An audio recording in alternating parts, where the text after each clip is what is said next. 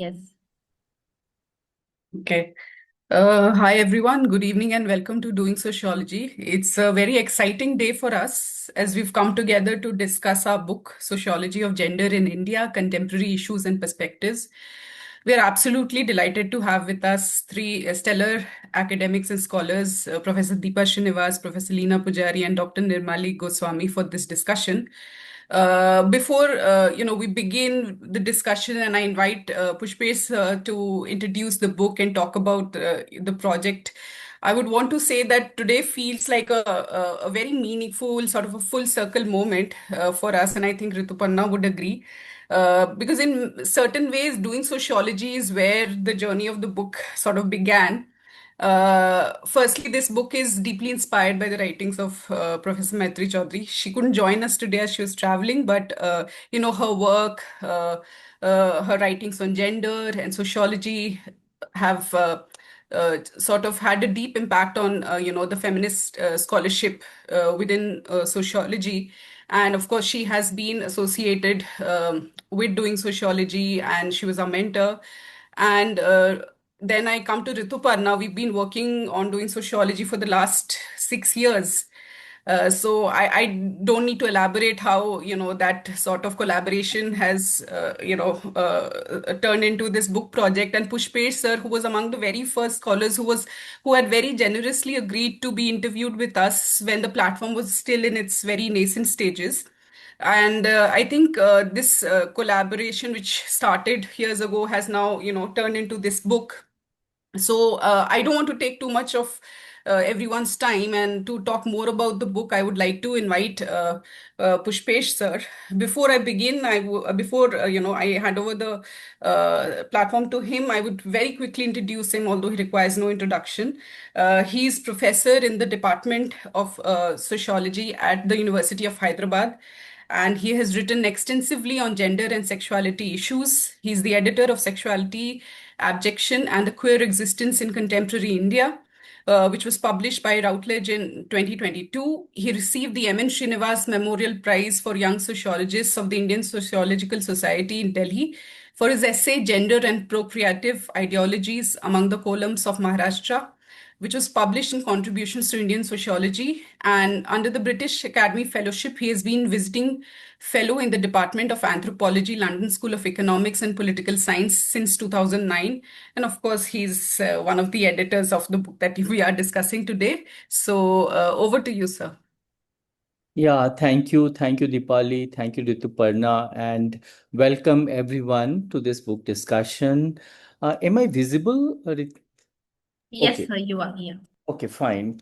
So, at the outset, I think I'll begin by acknowledging the substantive contributions of the Women's Studies Center in nurturing feminist knowledge production, with Neera Desai spearheading the SNDT Women's Studies Center, which also paved the way for different disciplines instituting gender study in terms of research and academic courses. And sociology was very quick to respond to the need of engendering the discipline. We wish to recall and reiterate the feminist sociologist and social anthropologist who injected women's perspective and gender perspective in their field oriented research, as well as a very nuanced working with Western feminist theories, but also trying to use it, improvise it within the Indian and South Asian context. So I remember here the Kathleen Goff, Leela Dubey, Patricia Oberoi, Professor Parvathamma, Mohini Anjum, Gail Ombed, creating a space for feminist sociologies in India to take up and enrich. So, feminist perspective in sociology, and we have a kinship ties with all these feminist scholars. I maybe have missed out many names, but these are the names which came to my mind. And the other generation then have Veena Das, Kamla Ganesh, Rajni Paliwala, Radhika Chopra, Ranveer sorry, uh, mm, what is what is her name? Sorry, Ravinder Kaur, you mean? Ravinder Kaur. Yeah, sorry. Ravinder Kaur, Tiplut Nomri, Aparna Royprol, Karuna Chanana, and and many others, which is worth mentioning here. And particularly, I specifically mentioned here Sharmila Rege, who revolutionized the field of gender with her essays on Lavani performers in Maharashtra and her book Writing Caste, Writing Gender, Engendering Sociology, and her last work, The Madness of Manu, where Ambedkarite perspective and Dalit women's perspective were uncompromisingly pursued. Also, I mentioned Malvika Karlekar, Leela Kasturi, and other feminist work where sociologists got also benefited from these different books they wrote, different volumes they brought out. So this volume follows several edited volumes which preceded it. And in my consciousness, I remember Professor Moitri Chaudhry's Feminism in India book, which is a kind of very encyclopedic text where undergrad students, postgraduate students, and also researchers and beginners can engage with and get a sense of what feminist sociologists and feminist scholars have, what kind of work they have done, and what kind of perspective they have brought out and enriched a cross fertilization of left feminism, Dalit feminism, and many other perspectives which seems to be emerging through this work, and they are put together. So another was 2015, where Professor Geeta Chadda, she hosted a seminar in the Mumbai University on feminist sociology, in the honor of Professor Kamla Ganesh.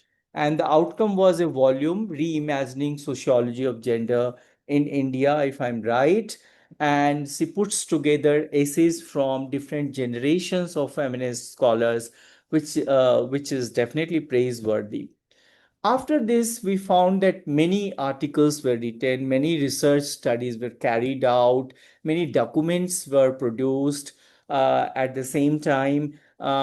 Many other writing, specific theme writing like gender and work, gender and labor, gender and sexuality, and many other things were put together and authored by many feminist scholars. But within sociology, we were finding a kind of pause, a lull, where any encyclopedic kind of volume engaging with different themes and different perspectives were put together, which will be of use to undergraduate students and postgraduate students and researchers and a cross section of other activists and scholars alike. So then, what we did, we conceived this idea that let us put together a volume on emerging perspective on gender and also persistent themes within gender and how young generations of feminists are engaging with it. So I think Professor Chaudhry's superannuation was coinciding with this. It coincided with that, and we all, she has mentored all of us, three of us, and many other young feminist scholars, feminist sociologists have worked under her mentorship, and she have. So these works are bringing several fresh perspective, even on the persistent themes within gender and the emerging themes like digital and gender, queer sociology, and how to look at sociology from a queer perspective, and many others. Even there are works on reproductive health, and it talks about a very different kind of perspective which essays are included within this volume. So we organized a seminar in the honor of Professor Moitri Chaudhary at the University of Hyderabad, and most of the essays which were presented in that seminar form part of this specific volume. And we are very thankful to our publisher Cambridge University Press for generously agreeing and cooperating with us in collaborating with us in putting together this volume. And so with this I will end, and I we are placing this book before our discussant and reviewers to judge, critique, and reflect on the volume. I'll pass it on to Rituparna and Deepali. Thank you. Thank you so much, sir. So now I would like to invite our first discussant, Professor Deepa Srinivas, to give her comments. She is a professor at the Center for Women's Studies at the University of Hyderabad.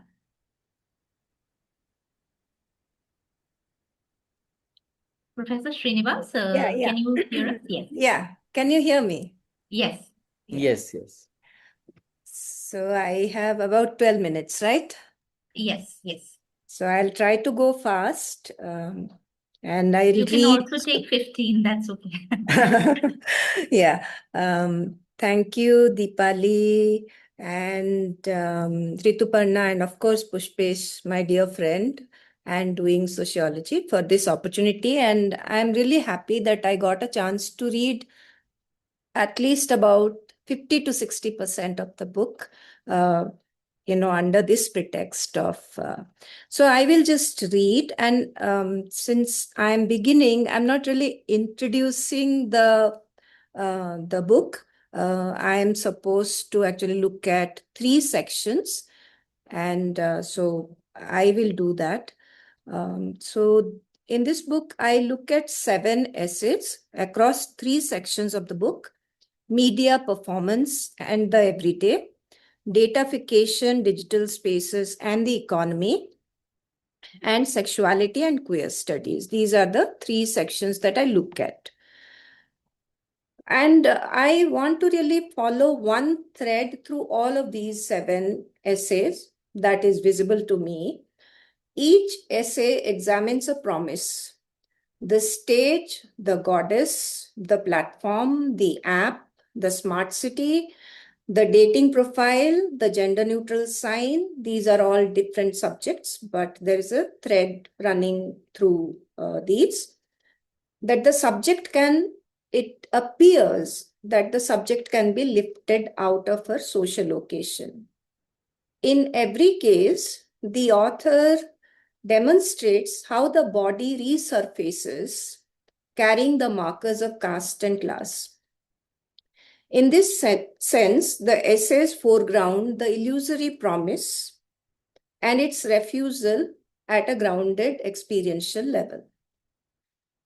I will begin with an essay by Sabiha Mazid, which is titled "You Are a Big Boy, Stop Crying, Childhood and Performance in Music Reality Shows." Now, reality TV claims the unscripted real, right? And Mazid shows that the claim is what makes it effective as reproduction. Heightened acceptance discourse rather than destabilizing it. Heightening accepted discourse rather than destabilizing it. Her evidence sits in the judges' mouths. A 5-year-old boy hands his first earnings to his mother and is hailed as Shravan Kumar. A girl is an Adarsh Beti for helping in the kitchen, and the show's only woman judge asks the child to teach her to cook so she can impress her future mother-in-law. And a girl from Western Uttar Pradesh, one of the 3 sisters who delivers newspapers in trousers, the judges barely discuss her singing and dwell instead on her being the son of the family. Beti bhi beta ho sakti hai. She came to be judged on music and was judged on kinship. I was thinking that this is such an interesting chapter, and I was thinking how one might actually push it and where it pushed me to think further. First, an area that I am interested in, childhood studies, it holds that the normative ideal child is a construct cut to the measure of adult expectations.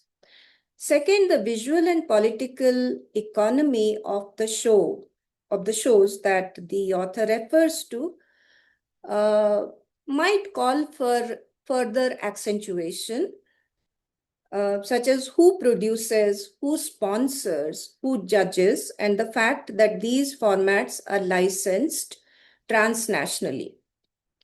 Reality TV also carries a tag of crassness, too crude for a refined audience, and that coding is itself what licenses the display. This is not our television, so these are not our daughters. Third, the family. Seclusion of the daughter is the privilege of families who can afford to forgo her labor. The stage is, in that sense, continuous with a newspaper round. Who can afford to forgo the daughter's labor and who cannot. The public performance catering to a voyeuristic adult gaze. Here I'm talking about the girls who are performing in these shows. It appears to undercut the upper caste patriarchal expectation that a girl be protected from public view and consumption, but it only reveals that the expectation was always conditional on class. The family trades the daughter's visibility now for the possibility of withdrawal later in terms of probably social mobility or economic mobility. I was definitely reminded as I was reading this very evocative piece of writing about the visibility gained by Mona Lisa Bhosle and the price it extracted of her during the Kumbh Mela. You might all have read about her, implicating her family, but also the public, the media, the social media content makers, content seekers, actually. I now move to Gayatri Balu's essay, which is called Beyond the Goddess, Everyday Lives of Women Valley Chapters in Kerala. The author actually in this essay refuses both the exotic and the redemptive reading against a scholarship that made the Valley Chapter or the possessed woman, the bearer of the goddess, mysterious. Balu insists on ritual as labor, performed by Edava and Dalit women who return to tailoring, tea plantation work, Manrega, and sanitation work when the possession ends. So she traces the continuity rather than look at it as exceptional. Her argument is that the symbolic power does not seamlessly convert into social power. Devai, in her 70s, who is a Valley Chapter, that is the women who get ritually possessed, is honored at a temple festival, reported in newspapers, receiving deference from the very people who once pushed her down, and still a daily wage laborer living in a worn-out house. Priya's version is a little subtler. She and her husband are suddenly shown respect by people who never showed them any. And when she asks why, she is told they're respecting the goddess inside her, not her. Balu writes that this makes Priya feel odd. There is a mismatch and even panicked. The respect is addressed to the deity and merely routed through the woman. Balu writes that the laboring body of a Velichappad cannot be detached from caste and class structures in which it is embedded. I feel this could be pushed further through everyday detail and the women's own voices. In this essay, there is a very interesting voice, that of Bhadra, who receives a full life story, and others get a paragraph of reported summary, and it is owed to the word length that the author must follow. And the texture of caste could actually, while reading it, could be emphasized further. Whose houses may she enter, that is the Valley Chapel, when she is not ritually possessed? Where she is seated when giving oracles, that is the speciality of the possession. What happens at the threshold and the vessel? The most telling detail passes in one sentence. Radha Amma does sanitation work, a vessel of the divine and a remover of others' waste. In both of these chapters, in this particular section, someone performs for an audience and is applauded. And the applause is applauded, but the applause has an underbelly. The child hands over her first earnings and is called an ideal daughter. She goes back to a family that needs her wages. Devai is honored on a festival stage and written up in newspapers. She goes back to daily wage and a worn-out house. The next three essays that I look at ask what happens when the mediation becomes digital and the promise of lifting the subject out of a location is made by an algorithm. In this section, I begin with Gayatri Nair's Contesting Disruption, Gender and Class Dynamics in Platform Work in India.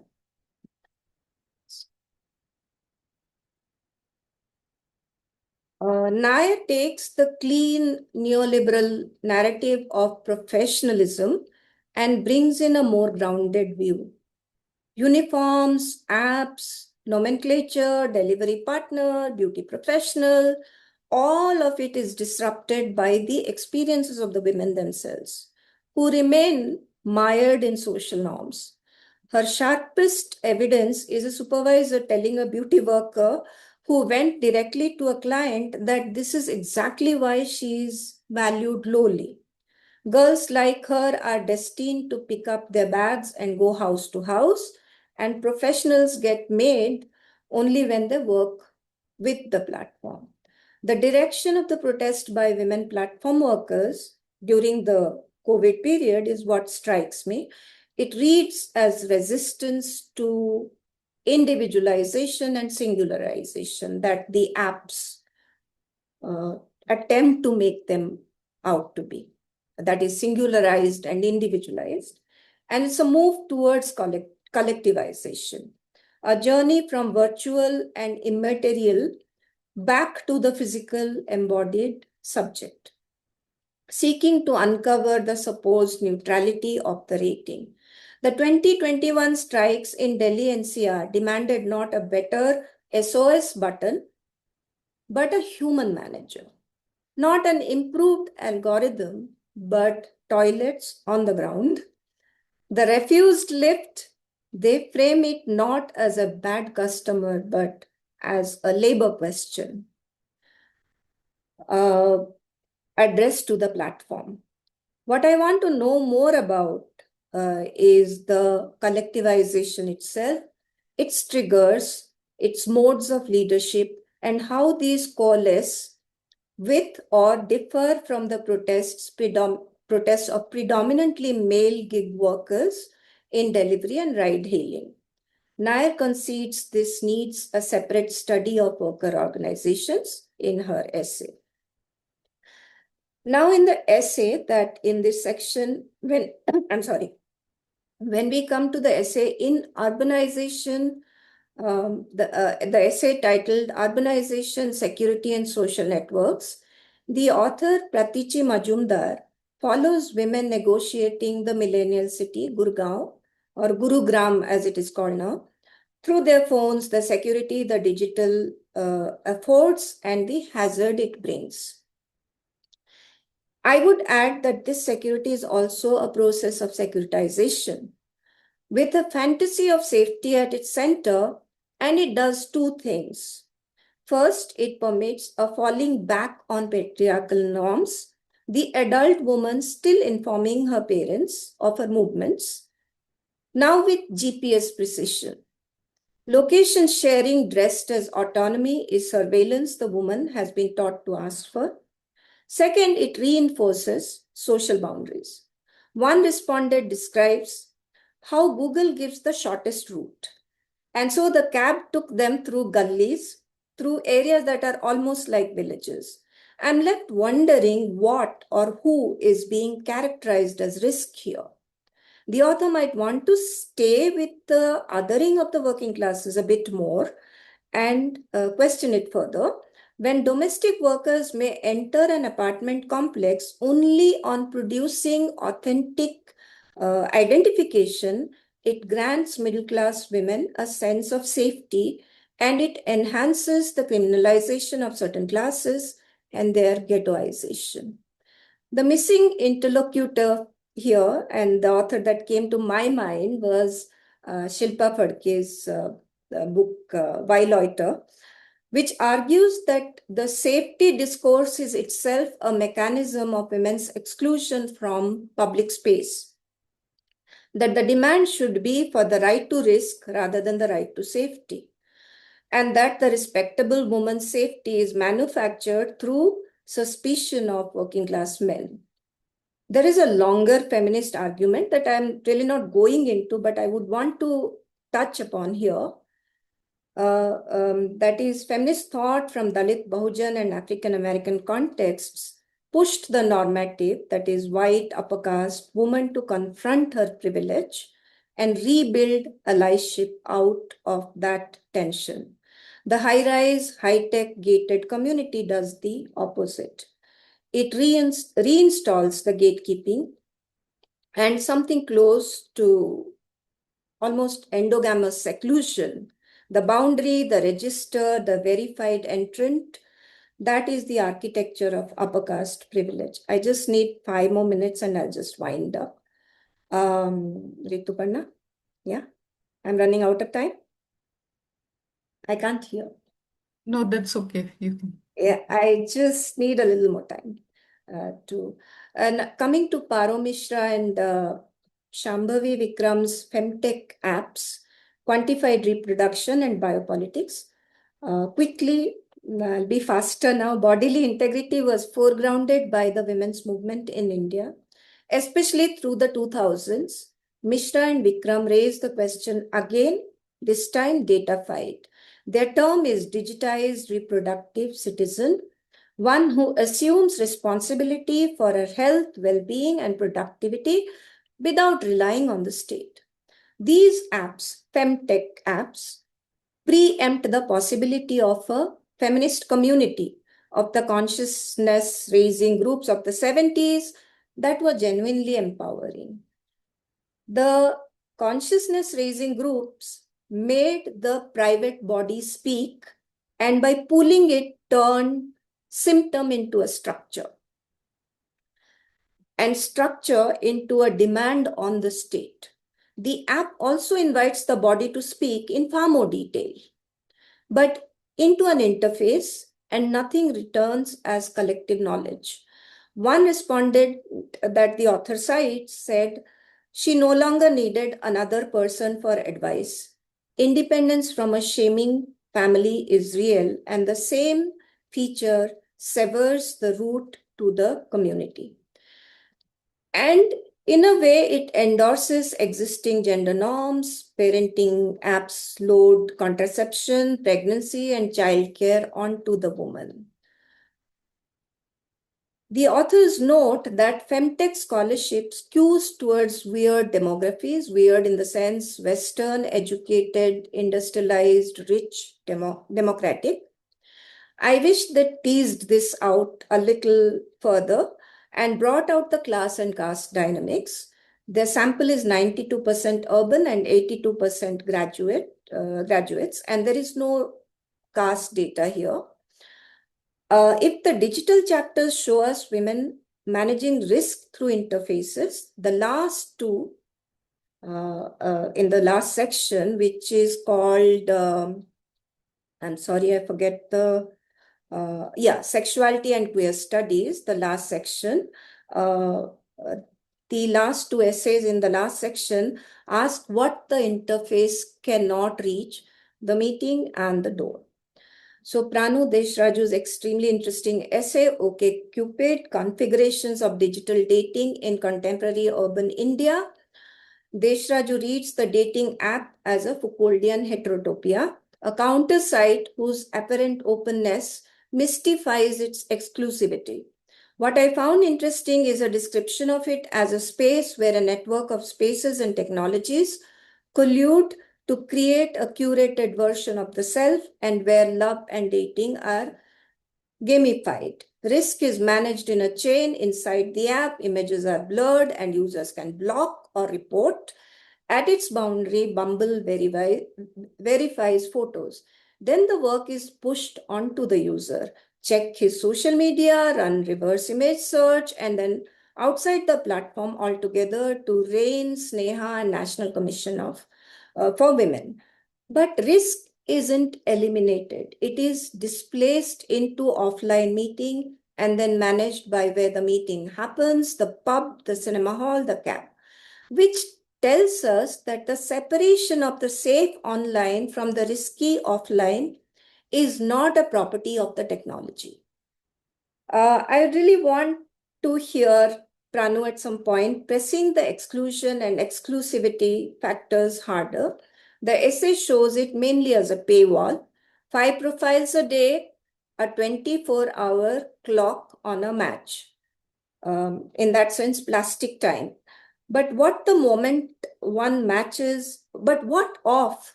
in the digital world and is revulsed on discovering the caste class reality of the person?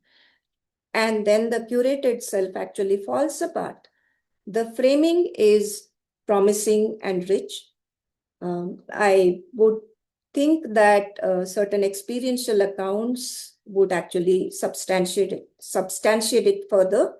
I'm coming to the last essay that I'm reading, which is by Sayantan Datta, titled Queering Infrastructures. Datta's contribution is a distinction we routinely conflate: inclusion versus inhabitation. It's a very, very interesting distinction. Coming in versus staying.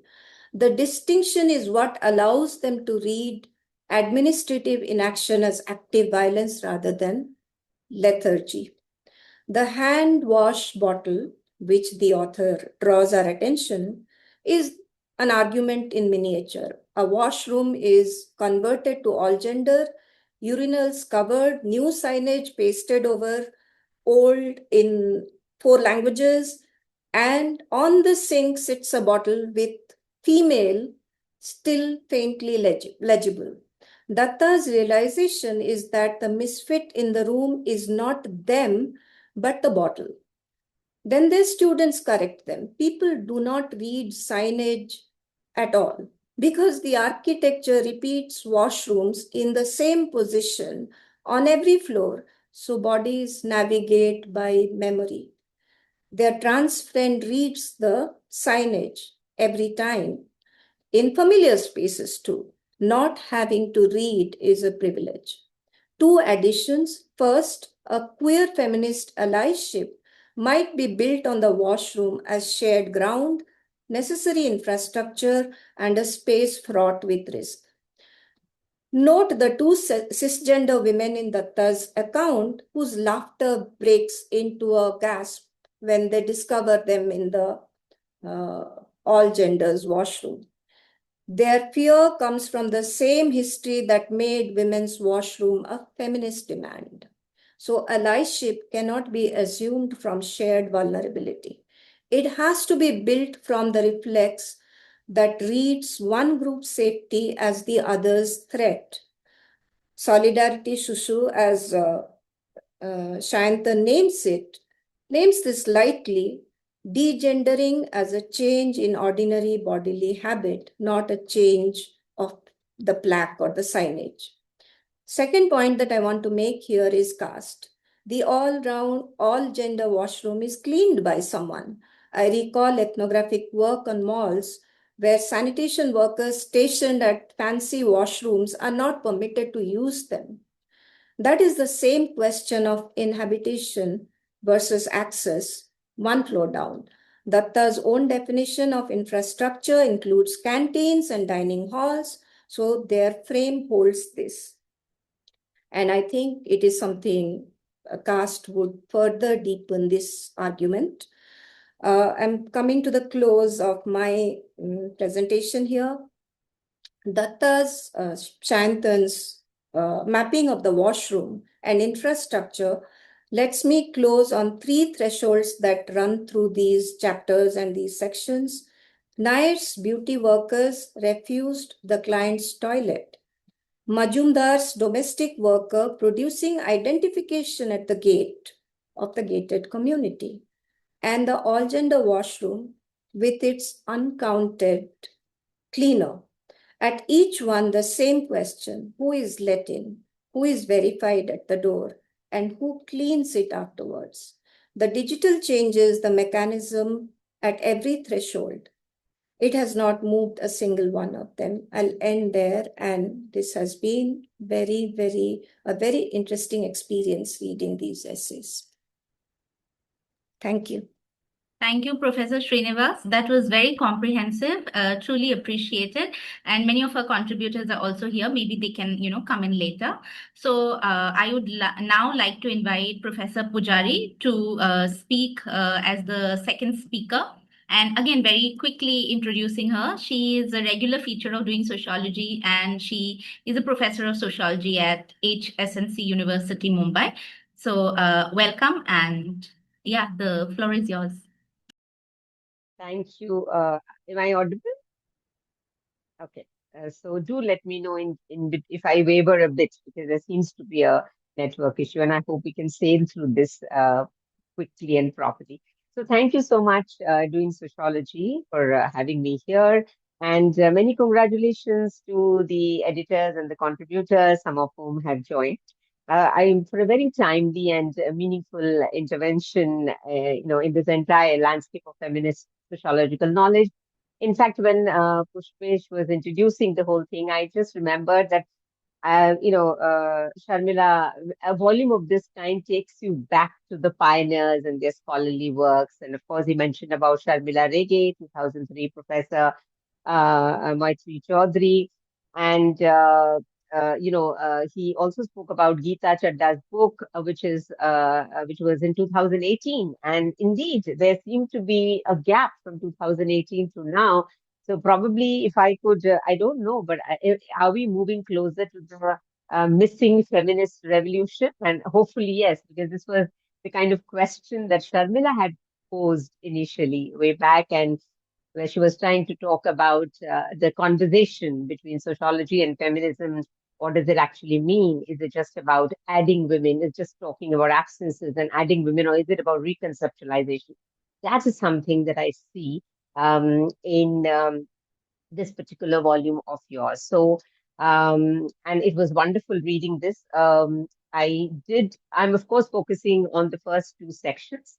And, as you rightly say in your introduction, that this book is about old and new areas of scholarship. And I think what Deepa just said was about the new areas. But what I'm going to look at is, of course, the old areas of scholarship. But of course, these old issues have emerged in a new avatar, in a significantly altered socio-political context, one of rising cultural nationalism, digitization, global capitalism, and many more. In fact, we face new challenges, dilemmas, and conflicts around older things. I see these two as connected. These dilemmas and these challenges around older themes are often fueled, aided, and abated by what you all call, the editors call the new areas that call for critical engagement. So, for instance, the Hindutva project has acquired a certain salience and visibility. It has always been there. It has never really disappeared, but it has acquired a certain salience primarily due to digitization. And of course, I begin with Swati's article and Swati's essay. And of course, Swati is here. And her essay is titled as Right-Wing Women Through the Life and Times of Aparna Ramtirthankar. She rightly says that this is what we see today is a new Hindutva. And which, of course, I quote her, she says, it is shaped by localized context while reproducing a Hindu majoritarian social order. So while the Hindutva project is essentially patriarchal and casteist, it gives women the agency to build the hegemonic social order. And women, of course, are very actively participating in fostering it.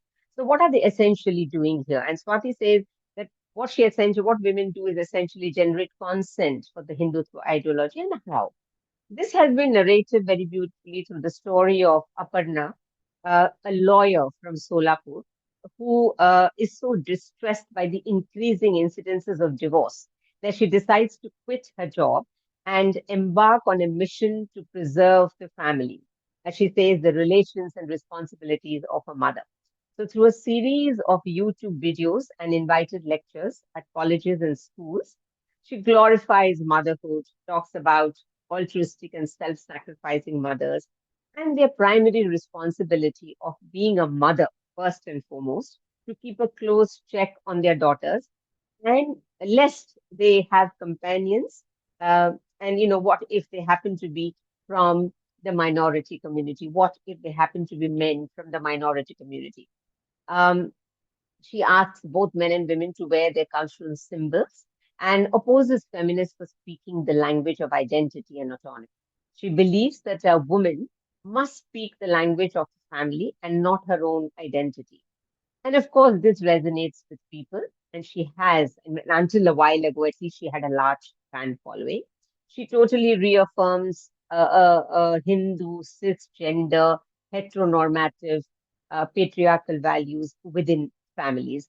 And of course, her focus in her presentations, in her talks, is always on the everyday, simple things, the what we would say mundane, routine, everyday affairs, clothes and, of food, and of course, television serials, asking mothers not to waste their time watching these serials, but to keep a check on their daughters. And of course, her delivery is very aggressive, and as Swati says, leaving little room for a kind of critical reflection. And I have often, Swati, since you're here, and in the context of what we have just witnessed in the country, rising protests and the Gen Z protests, and the kind of assertiveness that we witnessed, I just wonder if one were to look at it today, what would it actually look like? And of course, we know families are often seen as repositories of cultural purity and superiority of the nation, and uh, you know, um, but and of course, women are very central characters in this. But what happens when families are changing? What happens in the context of rising individuation and nuclearization? And then how are families socializing and transmitting these cultural markers in the altered context? Now, this is something that Anaga takes up in her essay, which is titled "Our Culture: Cultural Diversity on the Site of Our Family." She delves into how culture is learned through socialization processes within the family. I think she points towards something which is extremely important. She says that, well, how socialization is often equated with gender socialization or socialization just to become an accepted member of this society. But socialization, which kind of engenders inequalities, normalizes, sanctions inequalities and discriminations, are never really, do they enter classroom conversations? Do they enter our curriculum delivery mechanisms? Is of course a very important point that Anaga brings up, and she says that this is something that has not received the kind of um, attention that it should ideally have. So, she, of course, draws on a study that has been conducted to understand what culture means for people. I mean, we know that culture has often been a site of, building a Hindu nation. So, what is this culture all about? And she says, um, people see this culture, they often describe culture as sanskar, as festivals, rituals, and traditions that have to be carried forward.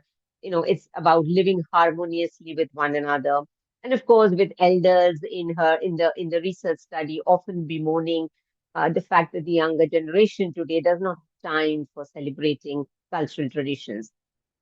Interestingly, she points out how for the Hindu families in the study, um, when asked about what is culture for them or what does culture represent, often talk about, they invoke their caste and family culture. Okay. And they equate it with the uh, nation's culture. So their caste and family culture is necessarily the nation's culture. Muslims, on the other hand, when asked about culture, speak about national culture, and they do not invoke their specific contextual religious culture. So, and of course, Anaga talks about what essentially happens within families in terms of the kind of contestations that happen, the resistances that happen. Of course, the attempt to enforce cultural discipline does not go without contestation. The younger generation opposes the curbs on sexuality and mobility. However, there are negotiations and accommodations that happen here. So, and she calls this family oriented individualism, where individuals assert their identity not in detachment from the family or community, but in reattachment to those. So, this is a very interesting aspect of her of this particular essay. Um, and also, it of course draws attention to the fact that, when there is this conflict with the family, what is it that happens? With the lack of adequate support structures outside the family makes it very difficult for the young people then to move out or to find support systems elsewhere. And then, of course, these kinds of negotiations become extremely important. The last chapter in this section is on culture, gender, and politics. And of course, it has three essays. And the last essay in this section is by Shilpi, and I think Shilpi has also joined. A very interesting piece of work on Vidya Bharati schools in Assam, and it centers around the Balika section book and its content. So Vidya Bharati schools in Assam basically cater to lower middle class students, and the aim is to create an education system that is steeped in is steeped in Indian and read Hindu values, to create men who will be nationalists to the core, to create women who will be tomorrow's wives, better homemakers, mothers. The role of a wife, the text says, is complete only with the attainment of motherhood.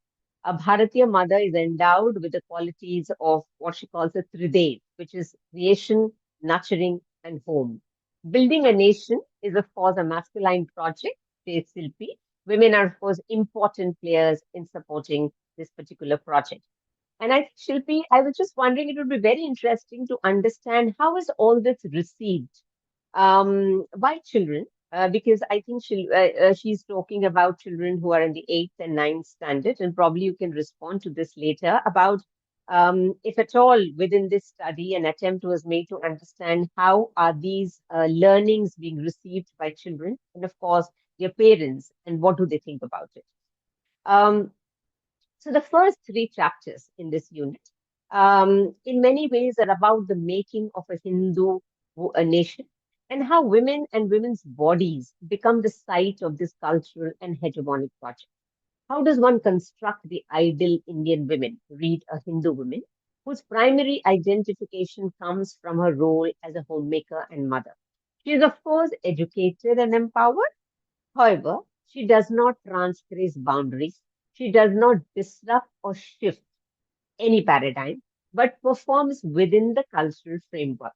And when she does, then of course it becomes a cultural shock, as we witnessed recently, right?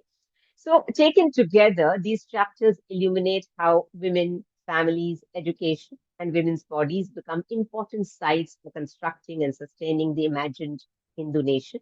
So, the ideal Indian woman is presented as educated and empowered, but her empowerment remains located within culturally sanctioned boundaries. She performs the roles of a wife, mother, and homemaker rather than challenging the patriarchal order.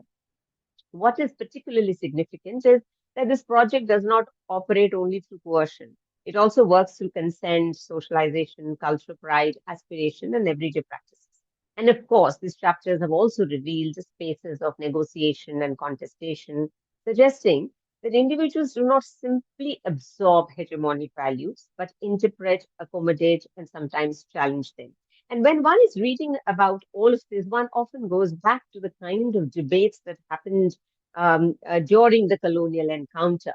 when the women's questions was being debated about women's education and the kind of debates that were coming up and this between the nationalists and the reformers.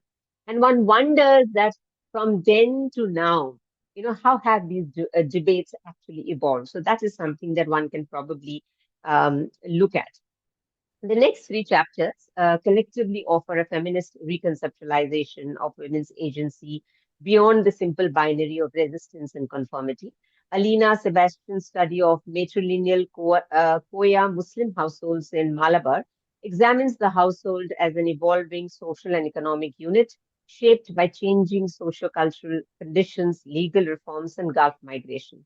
The erosion of traditional matrilineal rights and economic transformations led families to create separate conjugal units, or bhagangal, as she calls them, within joint households. Some of them, who were, of course, rich and well off, were able to move out and form new local units, but those who could not chose to remain within the joint households. But rather than viewing women as victims of these changes, this particular essay highlights their strategic negotiations, accommodations, and efforts to secure autonomy and resources. It thus builds on feminist critiques of conventional understandings of the household as a homogeneous economic or demographic unit. The next essay is a very interesting essay on child-free married women by Jagriti and Akansha. It challenges conventional assumptions about women's identities and responsibilities based on a small sample, largely of upper middle class couples. It examines women who voluntarily choose not to have children in order to pursue individual aspirations and avoid what they perceive as the lifelong responsibilities associated with parenthood. Their rejection of assisted reproductive technologies and the medicalization of their bodies of reproduction further reflects an assertion of reproductive autonomy. Although these women are often, they'll be labeled as maternal outliers and subjected to stigma and ridicule, their choices disrupt the normative equation of womanhood with motherhood and expand the possibilities through which marriage, femininity, and adulthood can be understood. The distinction between childless and child-free is particularly significant. While childless is often imbued with, a feeling of inadequacy and a stigma, and a lack of something, I think child-free foregrounds choice, autonomy, and individual aspirations. But here again, it's the woman who again carries the burden of having to explain why she decides to go child-free. It's not the man's burden.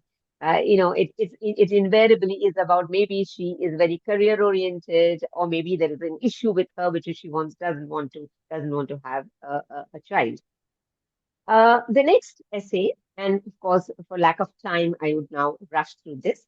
Vandana Rai's study of Bhumihar women in Bihar provides perhaps theoretical engagement with the concept of agency, drawing on feminist scholarship and Sabah Mahmood's work. She questions the tendency to define agency only as resistance to patriarchy or as overt subversion of caste and gender norms. Through two cases of upper caste women, Bhumihar women, in a small village in Bihar, concerning women's mobility beyond the Chaukahar, she demonstrates that women may bend, reinterpret, negotiate, and manipulate restrictive codes without necessarily seeking to dismantle the system. The chapter therefore asks whether every action must be understood as resistance and whether conformity and resistance should be treated as mutually exclusive categories. Taken together, the three chapters in this section demonstrate that feminist analysis must attend to the everyday, contextual, and negotiated forms of agency through which women navigate structures of caste, religion, family, and gender. So the volume can therefore be read, I think your volume can be read as an attempt towards a feminist transformation of sociological knowledge and imagination. Its emphasis on the everyday, I think, is especially important because entrenched hierarchies often operate through ordinary practices within families, educational institutions, and communities, remaining invisible precisely because they are normalized. So the chapters, of course, also extend feminist sociology into new terrains, digital media, science and technology, femtech, culture, and contemporary forms of nationalism. I think that makes for a very engaged read, while of course retaining attention to enduring questions of gender and power. So across these diverse sides, women emerge simultaneously as subjects of regulation, emblems of culture, agents of negotiation, and sometimes agents in the reproduction, of course, of hegemonic orders. And so this recurring tension between empowerment and emancipation, I think, is crucial here.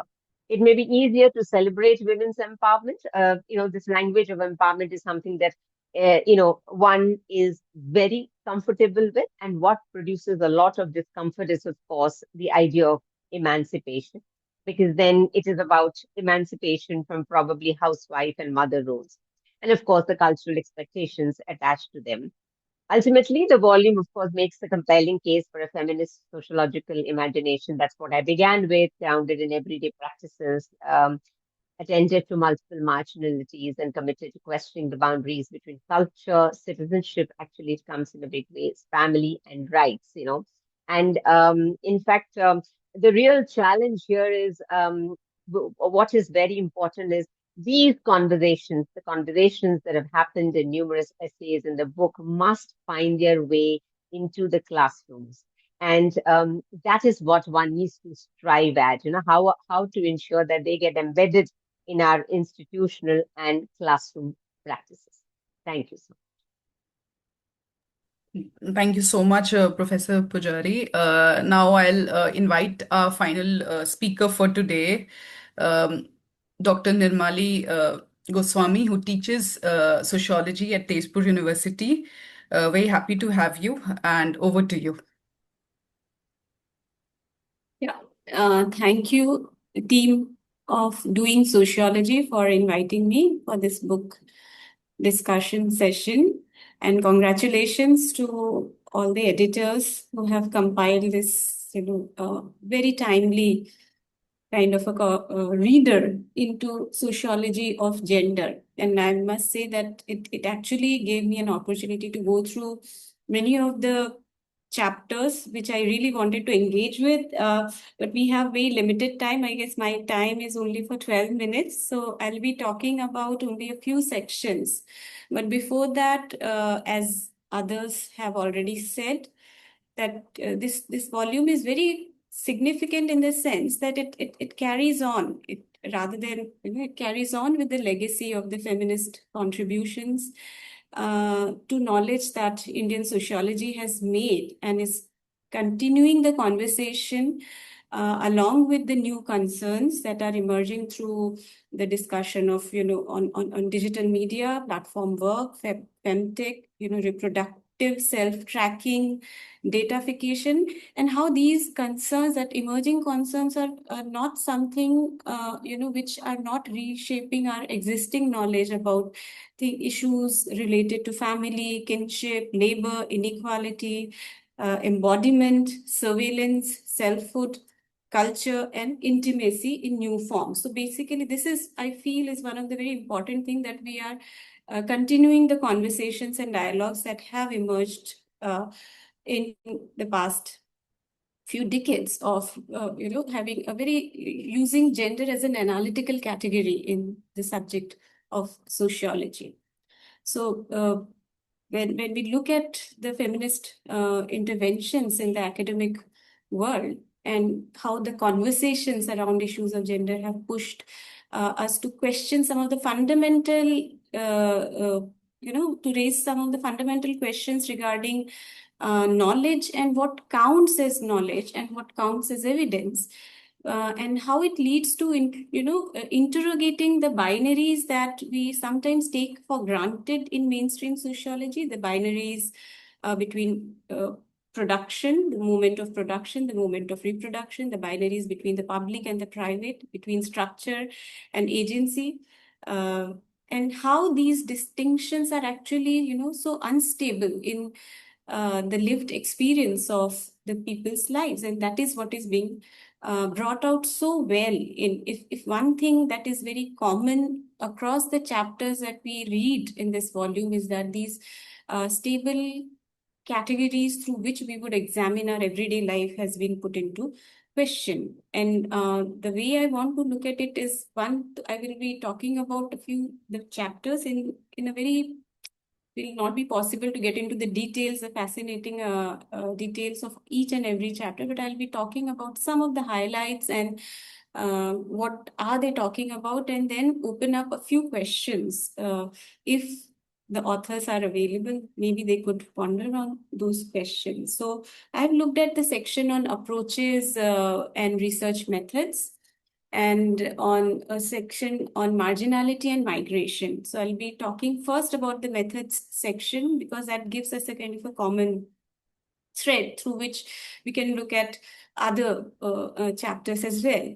So there are three things which are very central to the, it's a very eclectic section. It has essays on semantic differential analysis, applied to an understanding of menstruation and what it means in qualitative terms, to autoethnography. So it's a very eclectic section, and still we have some very common underlying currents, like the emphasis on intersectional form of and everydayness of inequality that is experienced in life.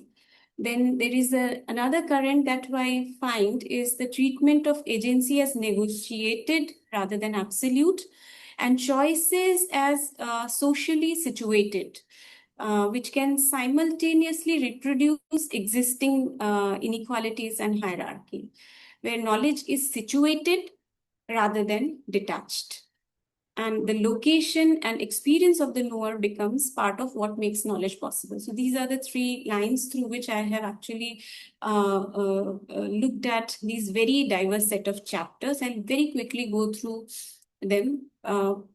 The chapter by Adra Surendran is about a labor process approach to social reproduction, which draws on Mezardi's work in Indian context, which again draws back on the Marxist historical feminist tradition and how it was employed by not just imposing the Marxist categories and understanding of labor processes, but by making sense of the context in which the labor processes were being shaped. I remember work of Maria Mais, the lace makers of Narasapur, on which this work is very strongly formed, where a very interesting take is being suggested that we have to treat productive and reproductive labor, both the paid and the unpaid work, and workplace and household work together. And that's how we make sense of the labor processes, both in their productive and reproductive movement.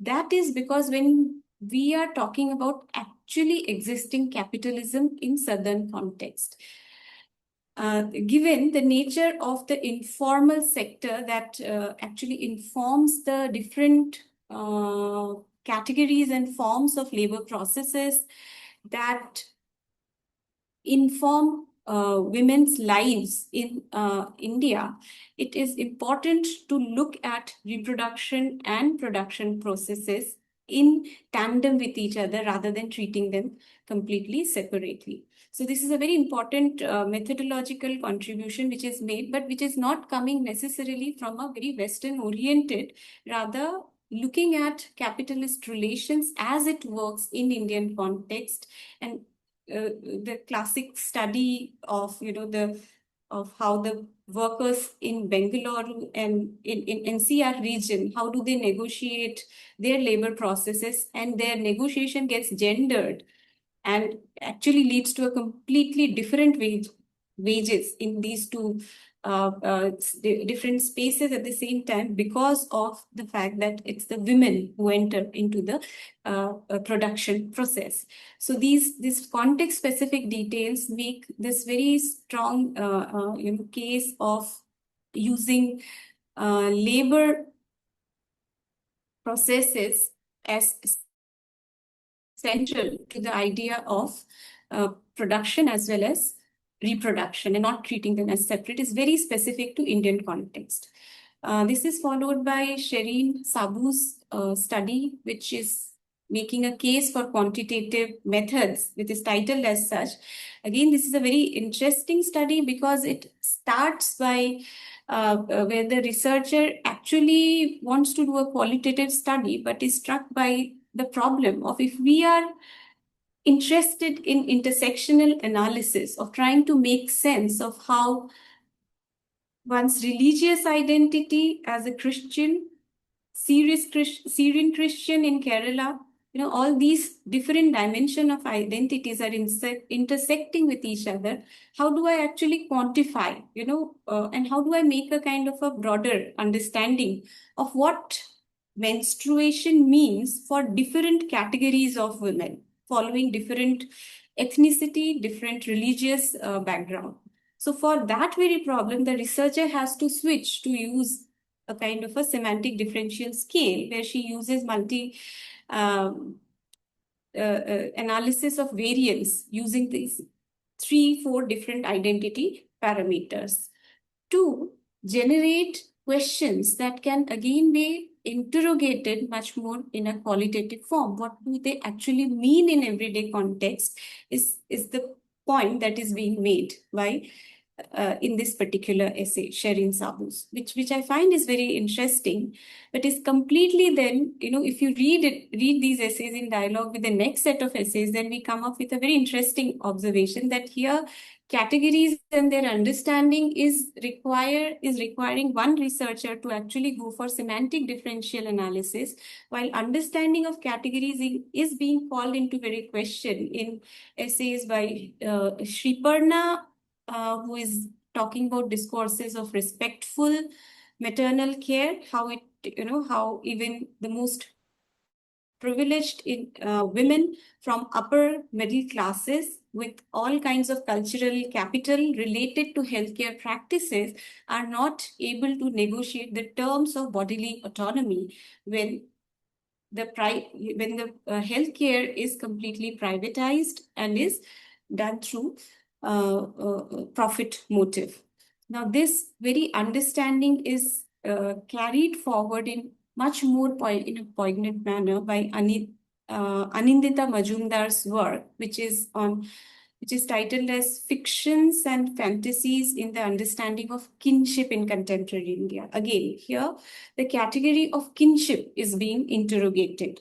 What do we mean by the idea of relatedness in contemporary sense with the technological changes which has brought in the IVF technology to the forefront and which makes it possible for older couple past the menstruation, post-menopause phase to conceive of child.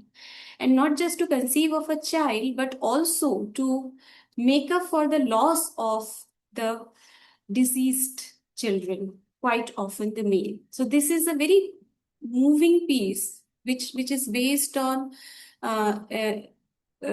interviews with old women, primarily old women who are grieving, rather than grieving for this loss of their young children, they are actually imagining, and she's using the term fictions and fantasies because she wants to bring in the mythical ideas of creating and developing new ideas of kinship through fantasizing about rebirth, that it is not rebirth. In fact, she reasserts that they don't want rebirth, but they want to bring their children back through modern medicine, which they call that a divine blessing.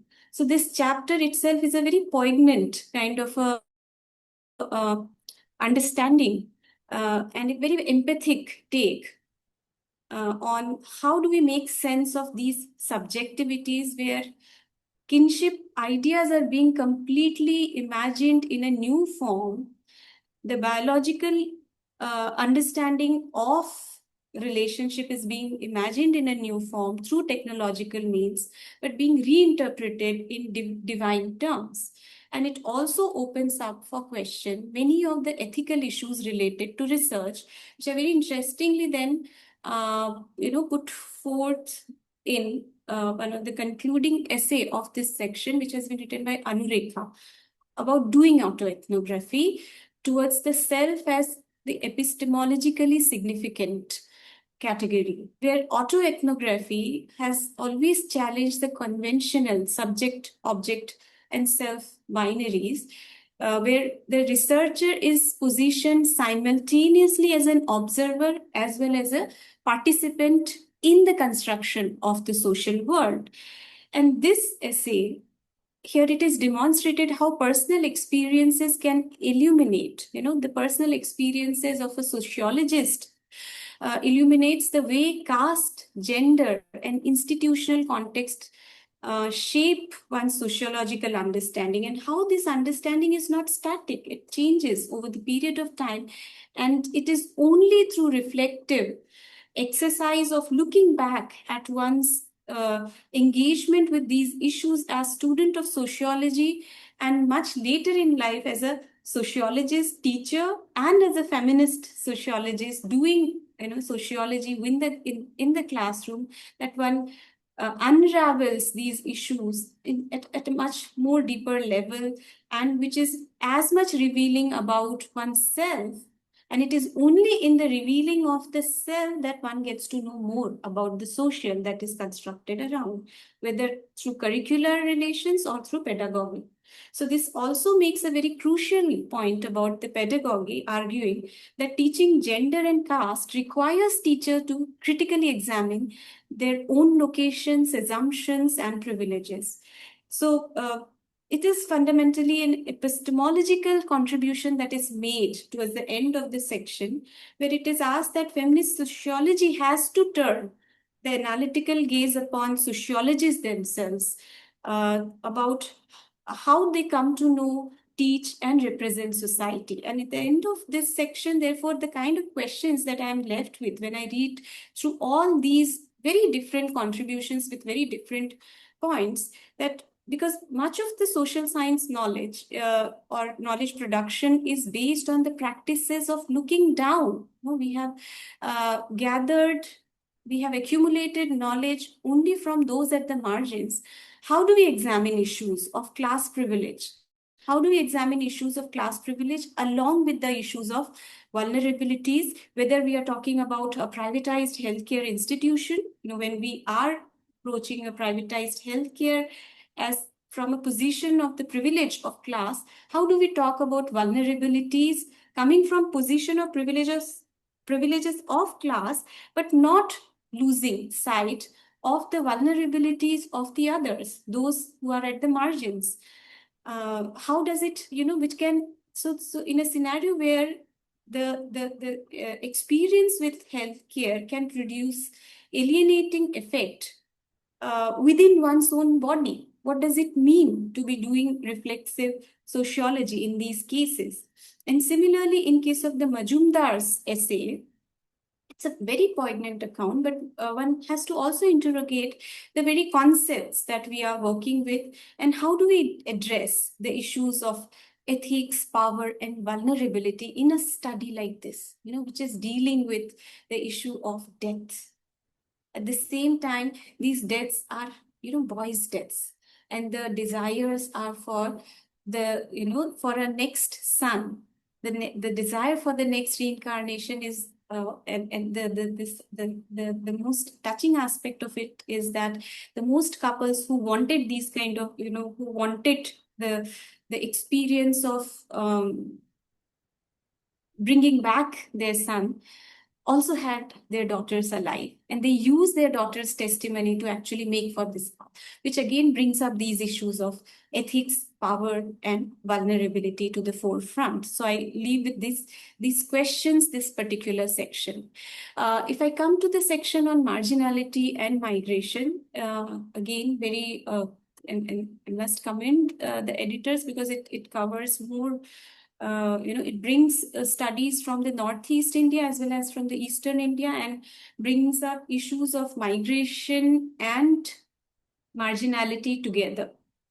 I'll start with the essay by Chandrika Ray and Mohanty, which is about Bengali migrant women in Odisha.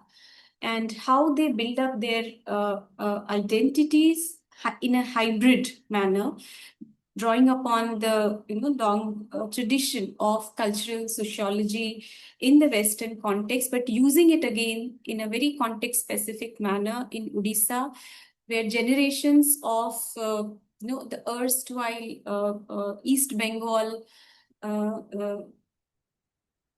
Bengalis have shifted and settled in coastal parts of Odisha, and how do these women actually negotiate their identities across generations?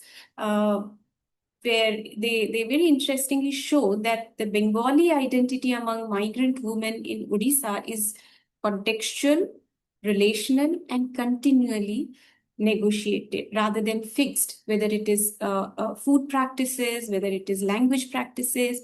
They are continuously negotiating their identity vis-a-vis the significant others. The dominant hegemonic Bengali identity associated with the urban centers of West Bengal or Dhaka, and also the Odisha, the host identity of Odia, the host society.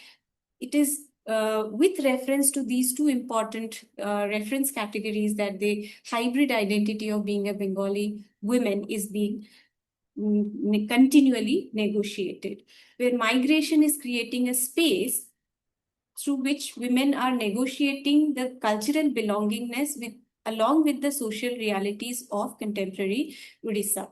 Their identities are shaped by gender, family, community, and transnational connections. That part is very important, allowing selective retention and reworking of the cultural practices. So where migration is not simply displacing identity, it is creating new contexts for identity making and belonging in these transnational spaces. The continuation of marital alliances across the border is something that is actually adding to our understanding about kinship and relatedness again.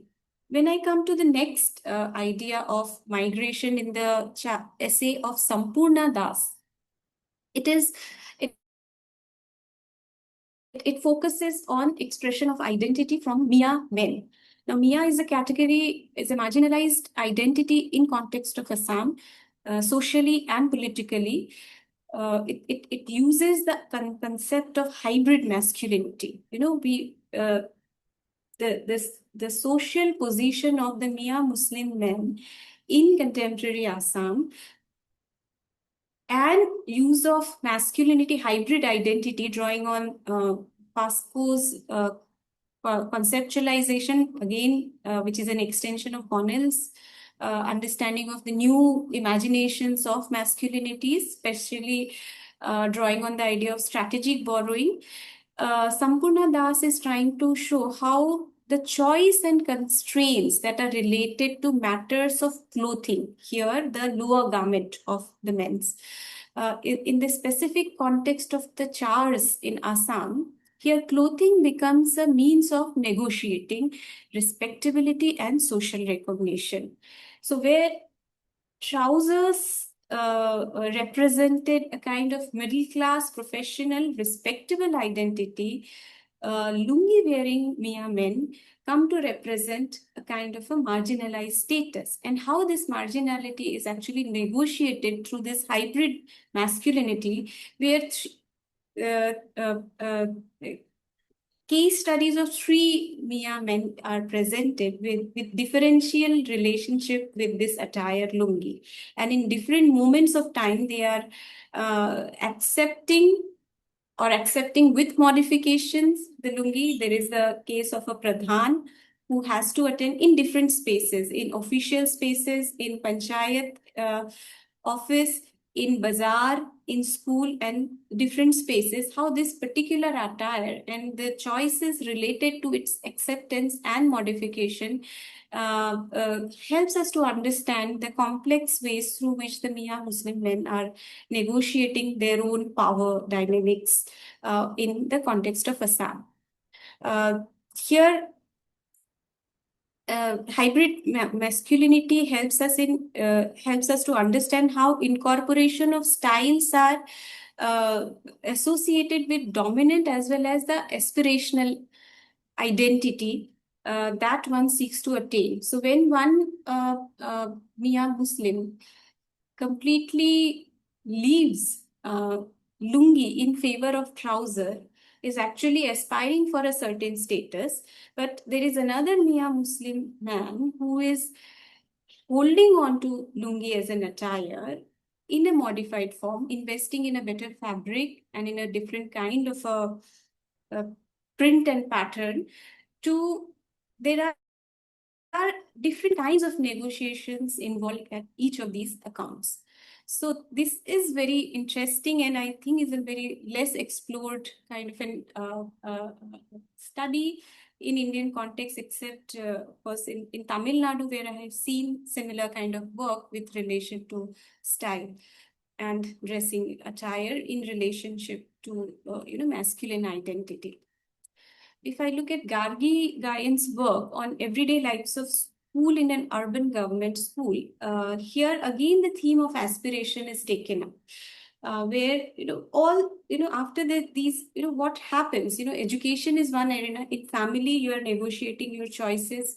In workplace, in bazaar, you are negotiating your choices. But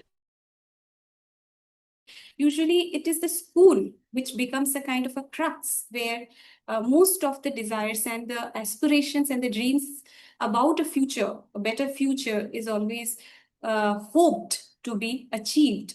And how that school itself, through its curricular and pedagogic insistence on dominant cultural forms and social practices, has marginalized students who come from sections which do not necessarily represent the middle class or the culturally dominant identity. So this particular study is about such students who are attending a government school in the hope of a better future, but everyday practices of the school and the curriculum and the school structure, the teacher expectations, the government school always presents the student and teachers in such a polarized manner that the student with a secure, the teachers representing a secure income always will look down upon the students who come from the most marginalized section. This creates a kind of a gulf and bridge, and which cannot be bridged easily, even when a student makes a effort or a teacher makes a dedicated effort. And this is the heartbreaking part of every school ethnography that you will see when it comes to government schools, particularly. Not to say that the private schools will not have the same kind of a violence, but that they are understudied phenomena. Now, the interesting part in this essay is about how popular culture actually and the popular media actually offers them some kind of a hope, that it is through the practice of dance and singing that the students hope to actually make a living for themselves in future rather than the school itself. So it's in a very poignant moment, the school site itself is actually rented out for such kind of performances, where the very girls who are very much invested in dancing take a back seat, and other students from affluent schools actually participate in those programs which are organized by the private entities. So these are the three chapters which are there in this particular section. And when we look at them together, these chapters move the analysis of marginality away from a simple center-periphery kind of a relationship or an agency constraint kind of a model. Rather, they show the marginalized subjects as actively negotiating respectability across these essays, aspirations and belonging through their body, through the institutions that they are part of, and also cultivating the social relations across their limited domain through popular media, through transnational relations, and so on. Now, the three questions that again I want to pose before I complete my discussion here is one question that I'm left with is that how do we then rethink questions of marginality when agency and constraints are no longer a viable binary? Of course, this volume has given us one way ahead that, by engaging much more deeply with the immediate context. And but what do we do beyond it?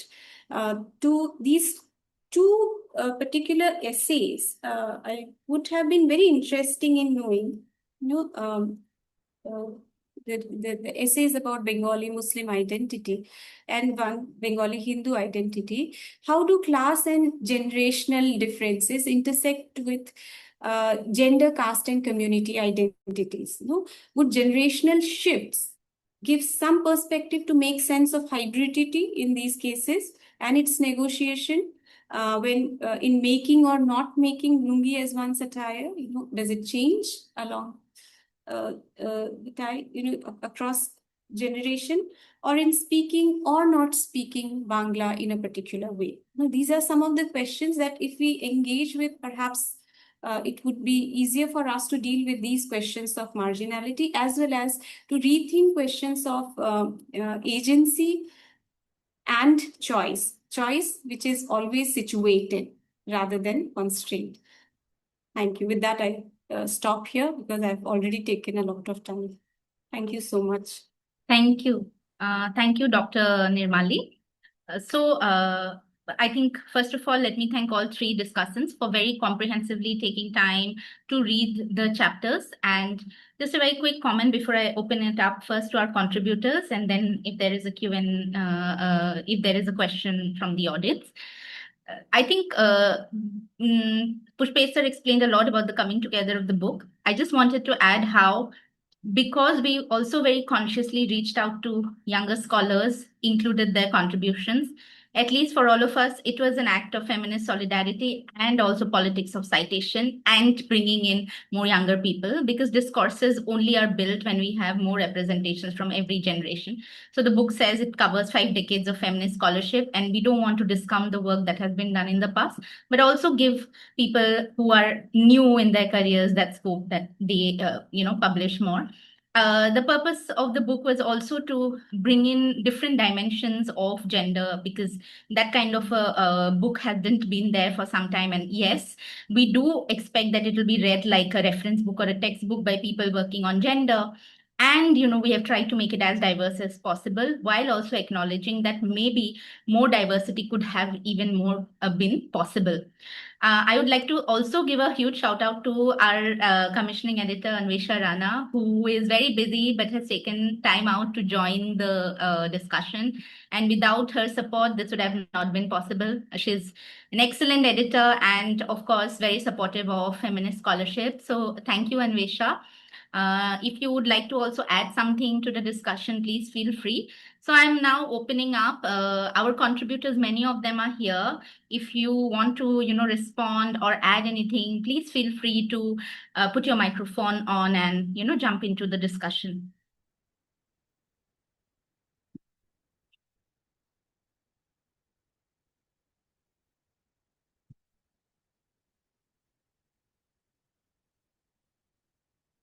Additionally, if anyone has a question, you can also put it in the chat box or ask by unmuting yourself.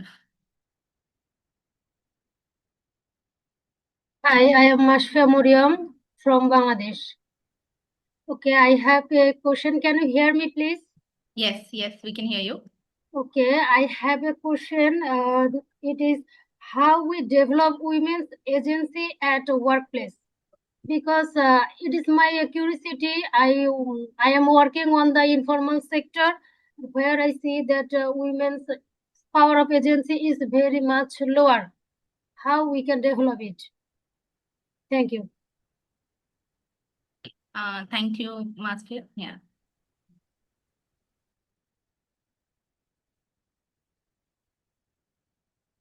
Is there anybody else?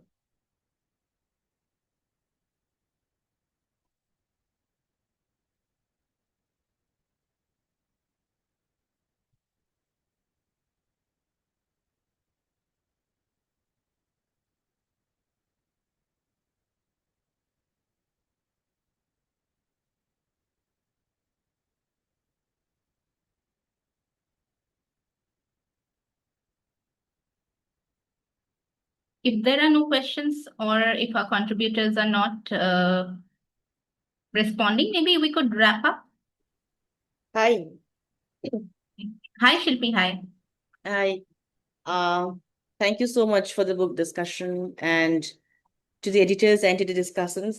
This is the first time actually after the conference, I think we are hearing about the book. Thank you very much.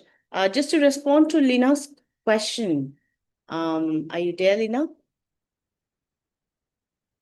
Leena? Hi, Professor Leena? Shilpi. I'm very much here. I'm here. Okay. Yeah. Okay. So I think your question was on the response of students to the Balika Siksha curriculum. So what I felt was, Leena, first, whatever was written in the textbook, most of it were translated versions from different language like Gujarati and Hindi.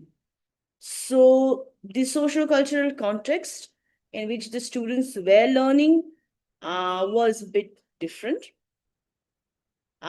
Secondly, not everything that was written on the text was directly copy-pasted in the classroom.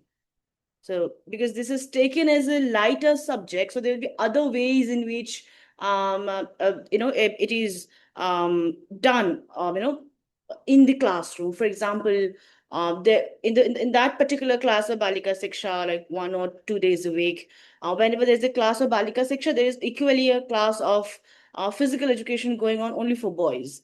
So the boys would be taken out of the classroom by a male teacher, and the girls should stay in a classroom with a female teacher.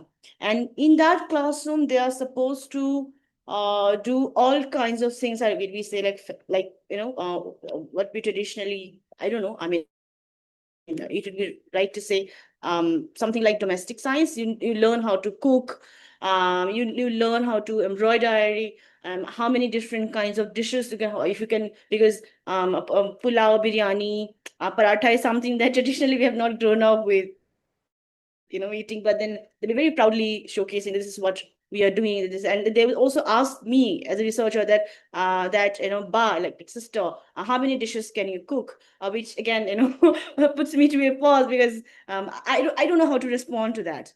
If I say I can't cook, or if I don't cook this well, how would they take it?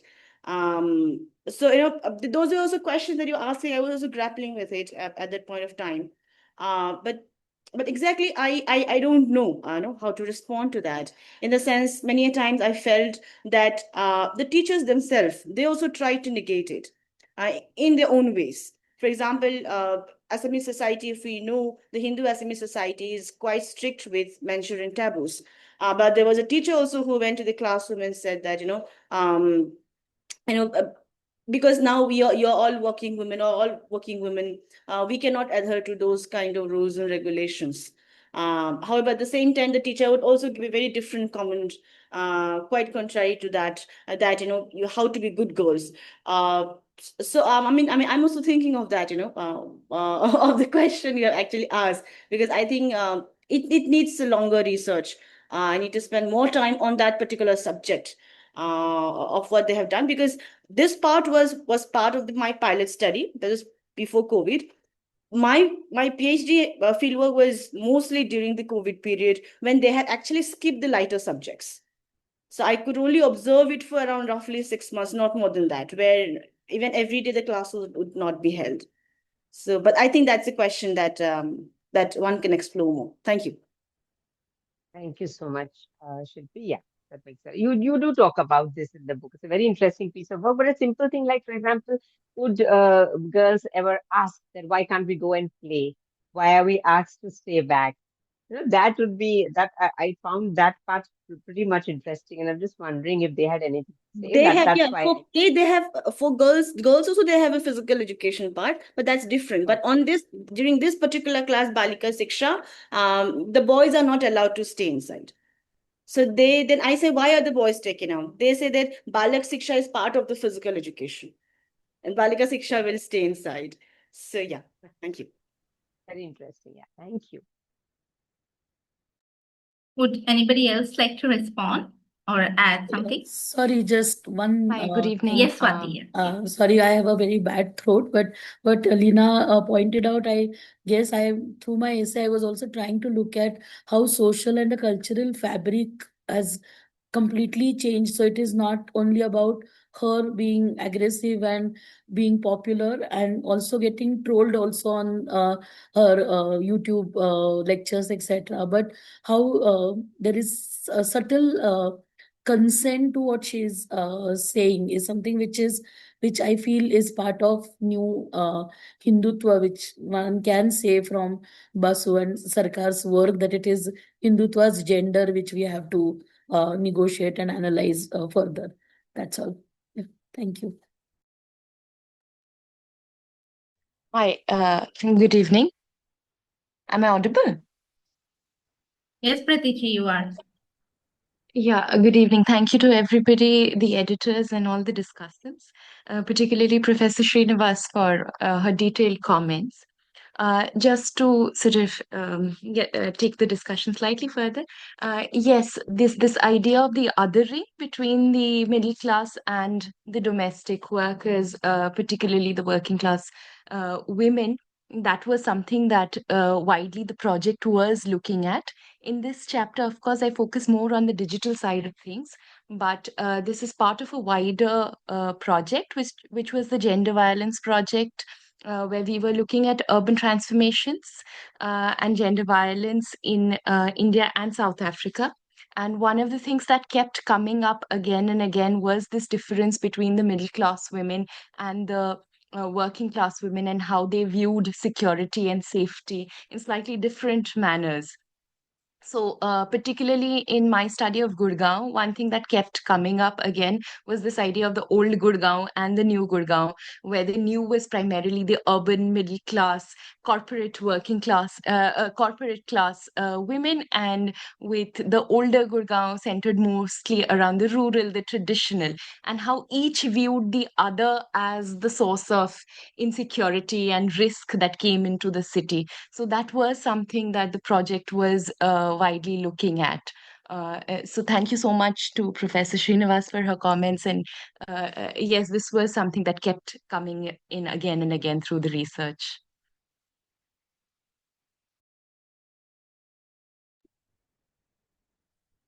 Thank you, Pratichi. It was very interesting reading it, and I look forward to the, if you have any publications coming up on the larger project, because I really feel some of the questions that you raise here, especially the ones about the othering, those are worth pushing. Yeah, in greater detail.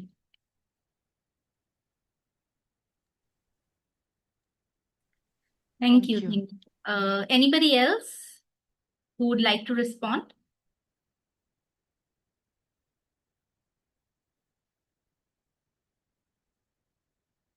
Okay. Deepali, would you want to conclude?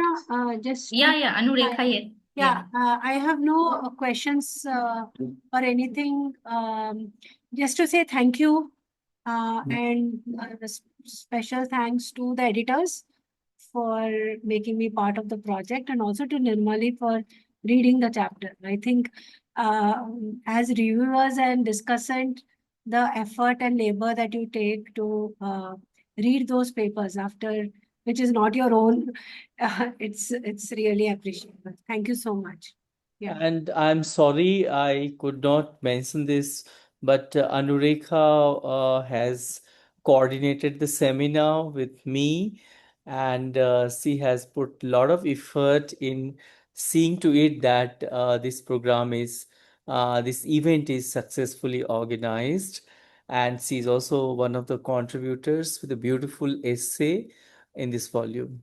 Thank you. Yeah, I also wanted to mention how a lot of young students now say, how do we do ethnography? I think you should read Professor Anurekha's chapter. You'll get an answer of how to do autoethnography. Yes. Yeah, because this is the question that I've gotten a lot in the last few months. And yeah, maybe the answers are in that essay actually. Hopefully. Yeah. Anvesha, would you like to add something if you're here?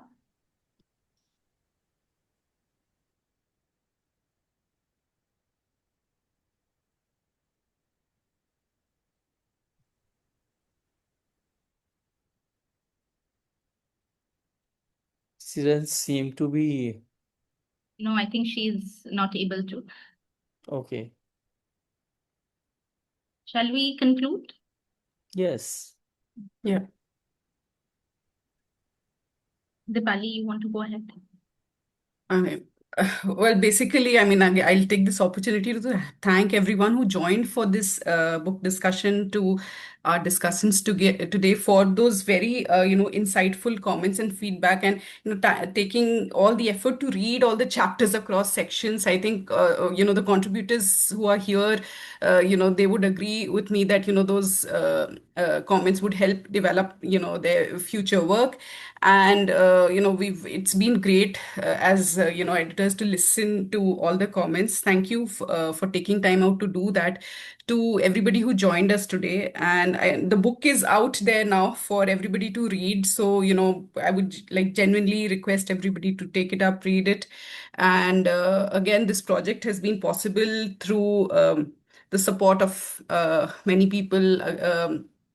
Especially, I would like to thank my co-editors who've been, it was actually pure joy working with them. I had always assumed that, editing or co-editing together would be like a very artist task, matching deadlines, etc., timelines. But this was actually a great event. And it was also interesting because all our contributors were just, wonderful. And as Rituparna pointed out, that most of them are very young scholars who are bringing in, new perspectives. And that was a very conscious decision from our side to have them. So, yeah, not saying much, the book is out there. I just want to like pick up the book and show the cover here, because we're also really proud about the book cover. We think it's vibrant and colorful, and it sort of brings to, it captures the idea behind the book. So yeah, thank you for everyone who's joined for this discussion. And yeah, please get a copy, read the book, and yeah, write to us about what you think. I want to just say, Deepali, I have the book and it's a beautiful cover. I really loved it. This Thank artwork you. is Yeah, a very lot nice. of thought went into the cover, so we are glad that Yeah. you like it. Yes. So can you just tell us a little bit about the kind of thing that has gone into this? Because I really, really like I think we really bugged Anvesha and Pooja it. and others at CUP because we wanted something which was a bit different. And this was chosen after a lot of back and forth. And Dipali was also very conscious about like the image, that what we should choose. So a lot of effort went into it. For me personally, I feel that academia, if we're doing it, we should do it with a lot of joy and passion. And I want the cover to look vibrant and Yes. not the boring kinds. So, maybe Dipali can pitch in because she had ideas as well on the cover.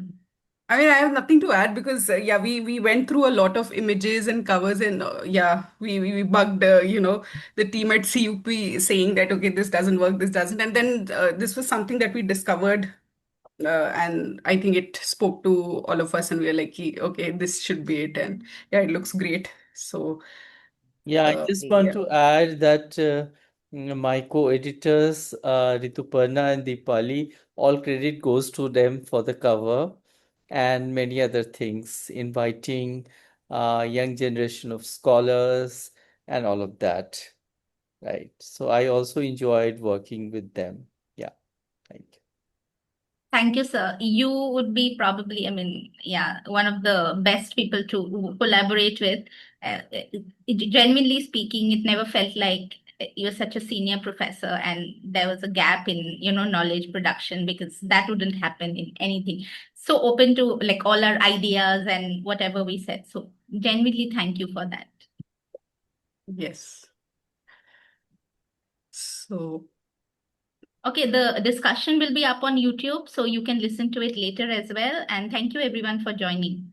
And special thanks to the discussants for taking so much time reading the book and giving such detailed comments. Thank you An absolute again. pleasure. All Thank organized. you. Thank you for having me. Thank you. Thank you. Bye. Thanks, everyone. Yeah.